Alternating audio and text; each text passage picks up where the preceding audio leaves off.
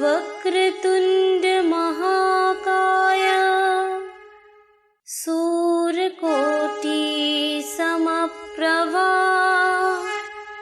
निर्विघ्नं कुरु मे देव सर्वकार्येषु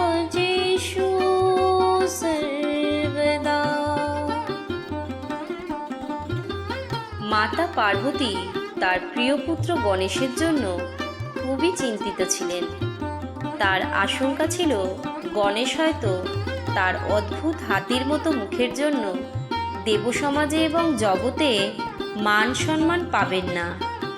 তার এই দুশ্চিন্তা দেখে স্বয়ং ব্রহ্মা তাকে আশ্বস্ত করেন যে এই ত্রিভুবনে যাবতীয় পূজাকর্ম এবং শুভ কাজের প্রারম্ভ করতে হবে গণেশ বন্দনা করে, নচেৎ সেই পূজা বা শুভ কাজ অসম্পূর্ণ থাকবে। দেবাদিদেব মহাদেবও ব্রহ্মার এই আশীর্বাদে সম্মতি প্রদান করেন। নমস্কার সকলকে, পুরাণ দর্পণ চ্যানেলের সর্বপ্রথম এপিসোডে আপনাদের সকলকে স্বাগত। আমাদের এই প্রয়াসটি ভালো লাগলে নিচে থাকা লাইক বোতামটি প্রেস করে দেবেন, যাতে আরও বেশি লোকের কাছে এই কাহিনী ছড়িয়ে পড়তে পারে, এবং আমাদের চ্যানেলটি সাবস্ক্রাইব করে বেল নোটিফিকেশনটি অন করে দেবেন, যাতে আমরা যখনই কোনো ভিডিও দেব আপনারা তখনই তা জানতে পারবেন। একদা স্বয়ং দেবাদিদেবকেও তার অনুচরবর্গ সহ যুদ্ধযাত্রা করতে হয়েছিল দৈত্য দমন করবার উদ্দেশ্যে, কিন্তু দেবাদিদেব ভুলে গেছিলেন গণেশকে দেওয়া তার নিজেরই আশীর্বাদের কথা। যুদ্ধযাত্রার তাড়াহুড়োয় তিনি গণেশের বন্দনা করতে ভুলে গিয়েছিলেন। এর ফলে স্বয়ং দেবাদিদেবকেও ঘোর দুর্বিপাকে পড়তে হলো। যুদ্ধক্ষেত্রে পৌঁছাবার আগেই রথের চাকা ভেঙে গেল এবং আরও নানা বাধাবিঘ্ন আসতে লাগলো। তখন মহাদেবও চিন্তিত হয়ে পড়লেন যে কেন এমন হচ্ছে। সেই মুহূর্তে তার মনে পড়ল গণেশকে দেওয়া তার বিশেষ আশীর্বাদের কথা। মহাদেব তার ভুল বুঝতে পারলেন এবং তার অনুচরবর্গকে আদেশ দিলেন অবিলম্বে যাত্রা স্থগিত রেখে আগে গণেশের পূজার আয়োজন করতে। সেই মতো ব্যবস্থা হলো এবং স্বয়ং দেবাদিদেব গণেশের আরাধনা করলেন।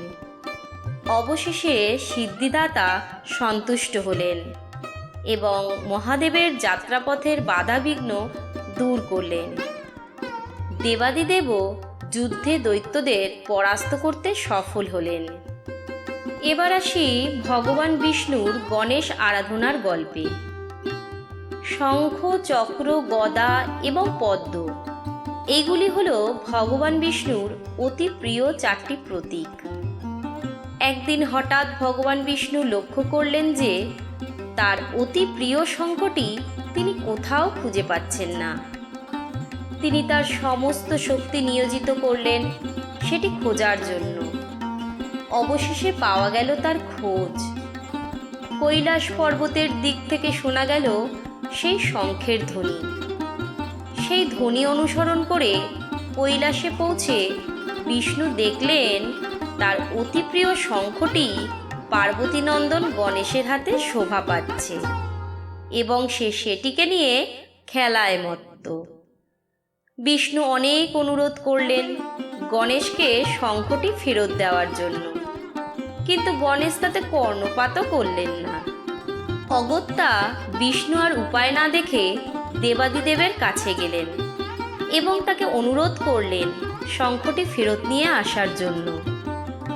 সব শুনে মহাদেব বললেন এই কাজ করা তারও সাধ্যের বাইরে। একমাত্র উপায় হচ্ছে বিষ্ণু যদি নিজে গণেশের আরাধনা করে তাকে তুষ্ট করতে পারেন, তবেই কেবলমাত্র তার শঙ্খ ফেরত পাওয়া সম্ভব। অতঃপর দেবাদিদেবের পরামর্শ মতো ভগবান বিষ্ণু গণেশ বন্দনার আয়োজন করলেন এবং সম্পূর্ণ নিয়মনিষ্ঠ সহকারে পূজা সম্পন্ন করলেন। গণেশজি সন্তুষ্ট হলেন এবং অবশেষে বিষ্ণু তার শঙ্খ ফিরে পেলেন। অর্থাৎ স্বয়ং ব্রহ্মা বিষ্ণু মহেশ যার পুজো করেন, আমাদেরও উচিত সর্বকার্যে সফলতা লাভ করার জন্য সেই গণেশজির বন্দনা করে জীবনের পথে এগিয়ে চলা। পুরাণ দর্পণ চ্যানেলের এই প্রয়াসটি ভালো লেগে থাকলে নিচে কমেন্ট বক্সে ওম গাং গণপত্যয় নমঃ লিখুন। খুব শিগগিরই আপনাদের সঙ্গে দেখা হবে এইরকম আরও একটি ভিডিওর মাধ্যমে। ওম গাং গণপত্যয় নমঃ।